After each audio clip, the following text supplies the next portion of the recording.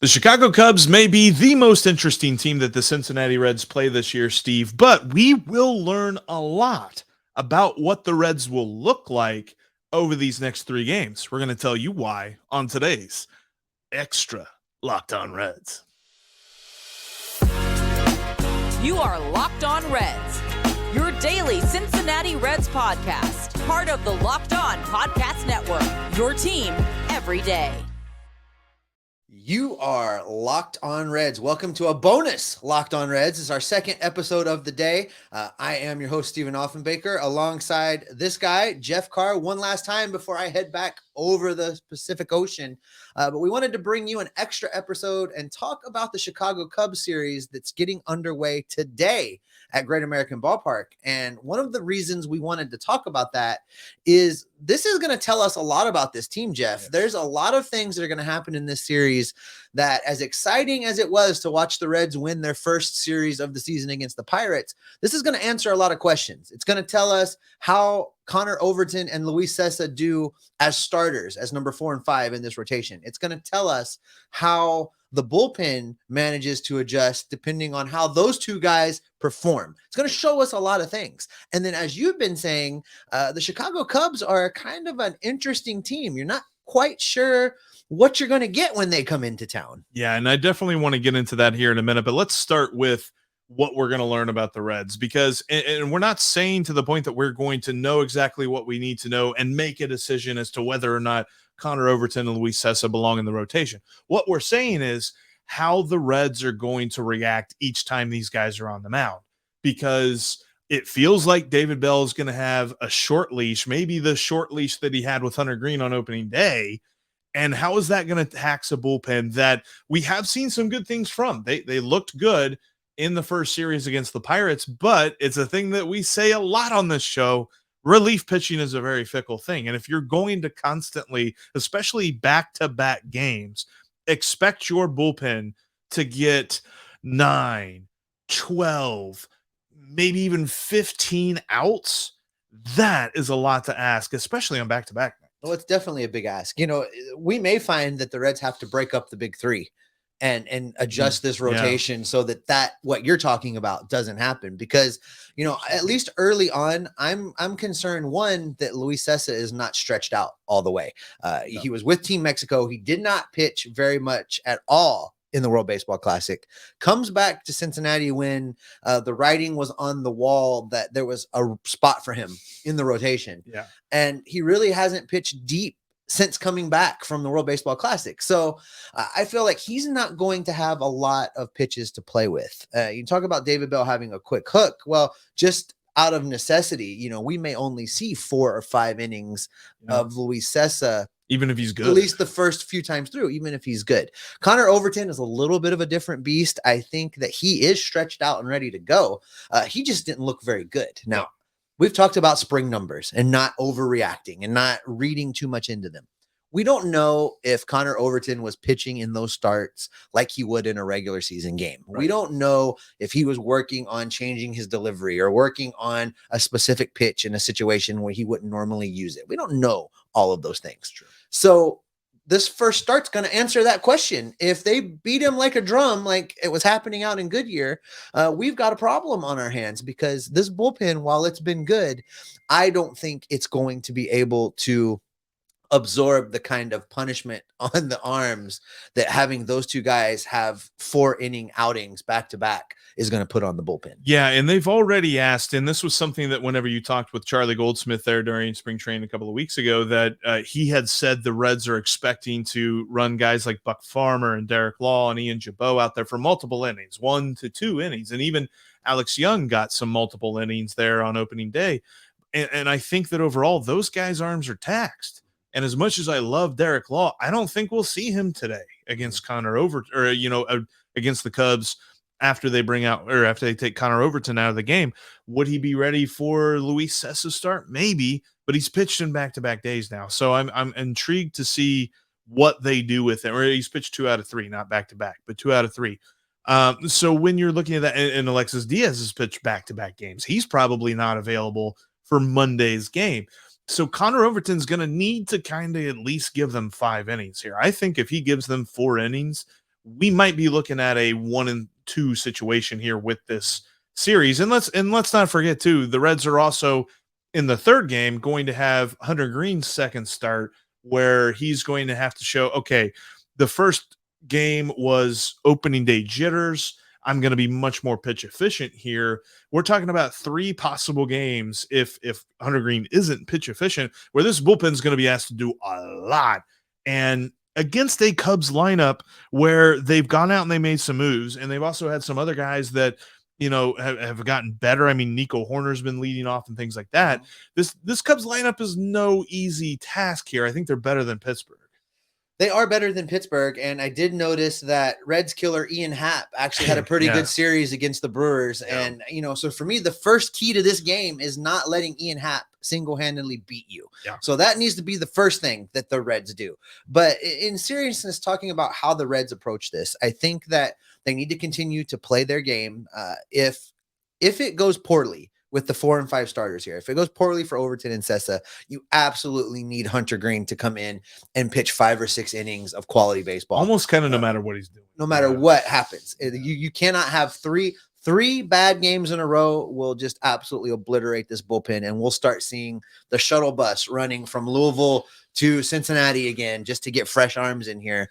And we know how that worked out in the past when they've done it. And we know the name that'll be on that bus. Your guy, Hunter Strickland. Hunter Strickland signed, in case you guys didn't see it, Hunter Strickland signed a minor league contract and is still, in fact, with the organization. You know, we were so excited that he was released, and he's back, baby. So the Cubs. They are going to be interesting, though, because they went out. I mean, they signed Dansby Swanson. They signed Trey Mancini. They're running Cody Bellinger. They've got all these dudes. They lost Wilson Contreras, but they replaced him with a pretty decent hitting catcher in Yan Gomes. They've got all these different dudes, and plus they've got the young players who are starting to kind of come into their own a little bit. Nico Horner led off for them yesterday. I think they expect big things from him in their middle infield this year. Mostly at second base, since Dansby Swanson is going to play shortstop. But overall, this team feels like, and when I picked the NL Central, I could see them finishing second.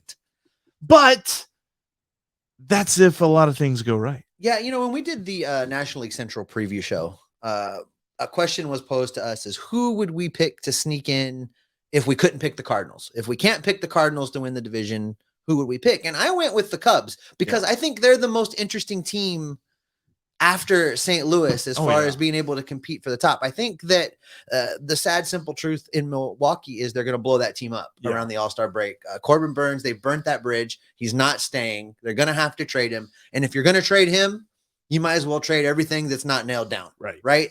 So I think that we'll see that happen in Milwaukee. So it's basically the Cardinals, and then who's next? Well, for me, it's the Cubs because of the people you talked about them just adding. Because if all of those guys play, you know, maybe not at all-star level, but, you know, a little bit above their career averages, this is a team that could win some baseball games. And it's not going to take a whole lot of baseball games to win this division. This is not one of the best divisions in baseball this year. It's very winnable. And it's not going to be like a losing record wins the division, but it's not going to be, I don't even think you're going to have to win 90 games to win this division. I think 86, 87 could do it. So I think the Cubs could definitely do that. However, I also think the Cubs could be like in last place because they're not very deep. Mm-hmm. They don't have very good pitching outside of their top couple of dudes. And that's asking Marcus Stroman to stay healthy. And Marcus Stroman hasn't done that in a couple of years. So I'm very intrigued to see how the Cubs fall. And I think that as the Reds face them throughout the year, they're going to be a team that kind of changes a little bit. What we see from them in this first series may be completely different from what they see, you know, later on in like July or August.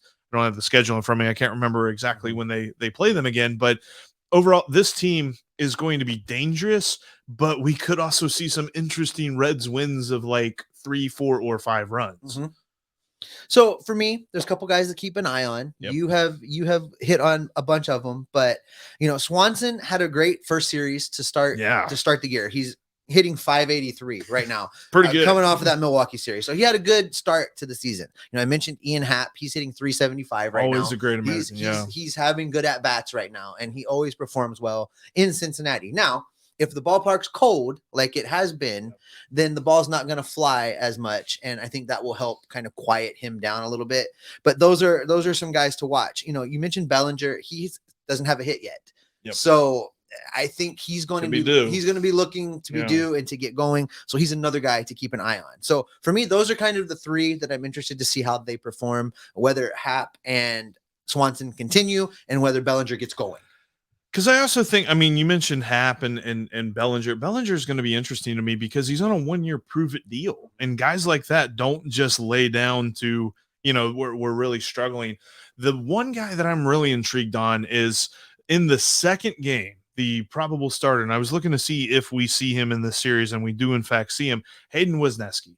Because when he was called up last year, he was on fire. He absolutely just pitched amazingly. He had a lot of strikeouts, not a lot of walks. I remember the Reds, I think he debuted against the Reds and absolutely shut them down. And he's going up against Luis Cessa, which we've already talked about what that could look like for this Reds pitching staff. So if you see Hayden Wesneski goes deep into boy, that's terrible English. If he goes deep into that game, and this Cubs lineup puts a lot of pressure on whatever the Reds pitching staff looks like, that could be a really tough, that could be the make or break for this 3-game series type game.